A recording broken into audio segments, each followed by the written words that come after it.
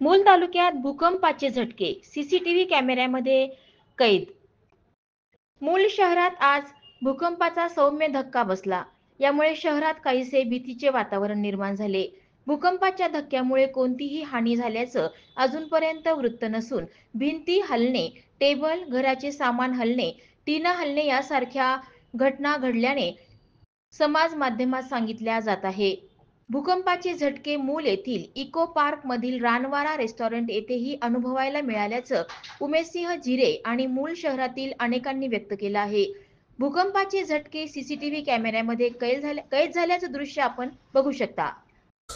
आज सकाळी 7:30च्या दरम्यान मूल येथील इको पार्क मधील माझ्या रानवारा रेस्टॉरंटमध्ये मी आपल्या किचनमध्ये नाश्ता बनवत असताना 7:30च्या दरम्यान अचानक खूप जोराचा असा आवाज आला गडगडण्याचा आणि पार्कमधले सगळे टीन आणि काचेची खिडकी हलायला लागली। मग मी काय झाले म्हणून बाहेर निघालो आणि माझ्यासोबत आमचा पाळीव कुत्रा आहे तो पण बाहेर निघाला। आम्हाला असं वाटलं की बंदर वगैरे वर आले असतील भरपूर सारे, त्याच्यामुळे असं आपण बाहेर निघालो, मला काहीच आढळले नाही आणि हे असं दोनदा झालं थोड्या वेळात।